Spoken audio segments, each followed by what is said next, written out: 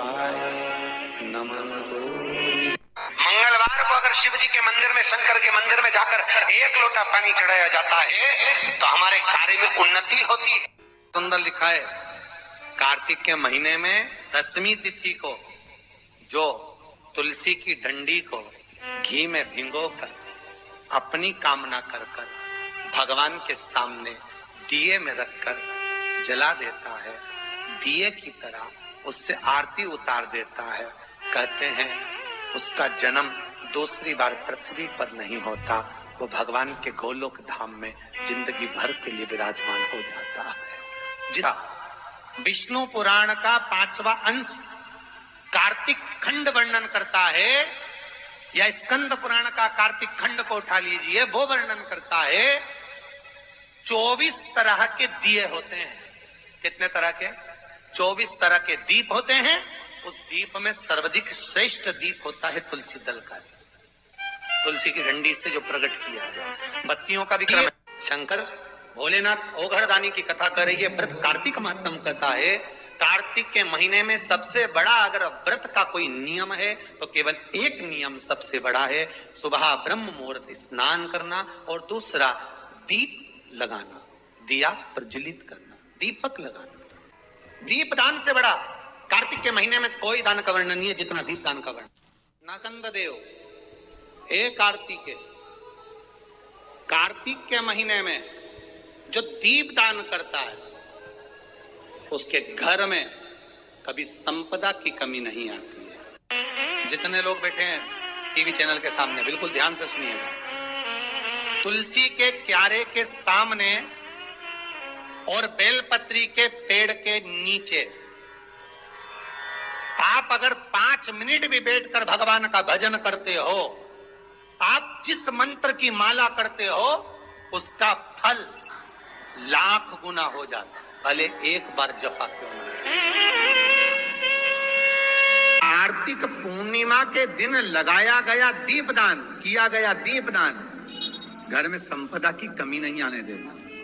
ये उसी में कहा जैसे कार्तिक के महीने में आंवले के पेड़ के नीचे लगाया गया घी का दिया, चौमुखी 4 बत्ती का दिया, जो आंवले के पेड़ के नीचे कार्तिक के प्रथम दिन से लेकर कार्तिक पूर्णिमा तक जो आंवले के पेड़ के नीचे चौमुखी दिया 4 बत्ती का लगाता है, उसके घर में संपदा की कभी कमी नहीं होती महाराज। लक्ष्मी कभी कम नहीं होती, लक्ष्मी घटती ही नहीं महाराज।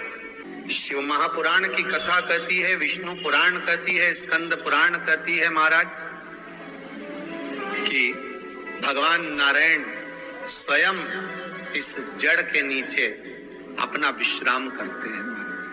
प्रयास करा करो, एक चुटकी हल्दी, कितनी? मात्र एक चुटकी हल्दी, आंवले के वृक्ष के नीचे भगवान हरि हर महादेव, कौन से महादेव हैं?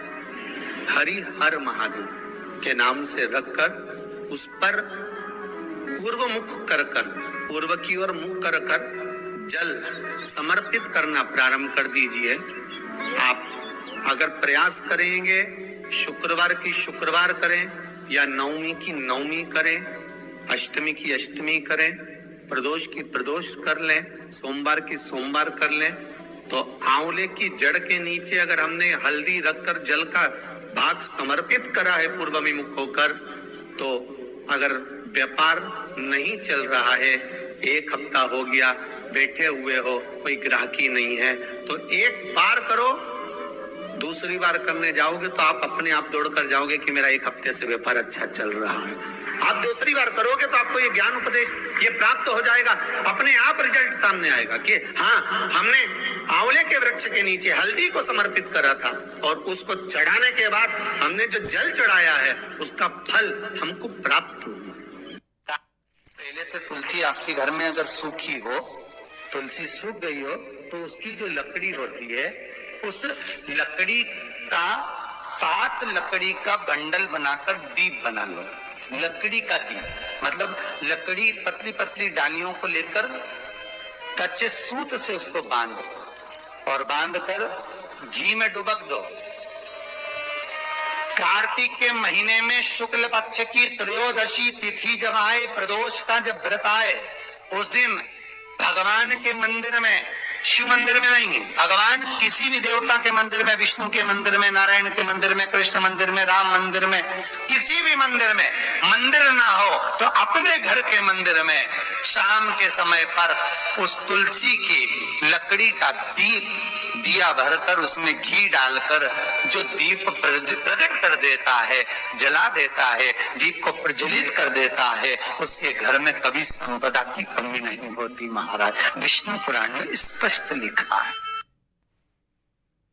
शंकर भोलेनाथ ओघड़दानी की कथा कर रही है। व्रत कार्तिक महत्तम कहता है। कार्तिक के महीने में सबसे बड़ा अगर व्रत का कोई नियम है तो केवल एक नियम सबसे बड़ा है, सुबह ब्रह्म मुहूर्त स्नान करना और दूसरा दीप लगाना, दिया प्रज्वलित करना, दीपक लगाना। दीप दान से बड़ा कार्तिक के महीने में कोई दान का वर्णन नहीं है जितना दीप दान का वर्णन। कार्तिक महीने जितना पुराना दीपक घर में रहेगा, या तो 2-3 दिए घर में कर लो, एक पीतल का, स्टील का, जिसका आपको लगाना हो आपकी मर्जी, चांदी का, आदि का, पर उन दियों को बार बार नहीं बदलना। वो 3 दिए सालों साल चलना चाहिए, कम से कम 25-50 साल। उस दिए की इतनी महत्वता होती है कि घर में अगर कोई बड़ी बीमारी किसी को हो गई तो उसी दिए को धोकर उसका पानी पिलाना चालू कर दो, उस व्यक्ति को आराम लगना चालू हो जाता है।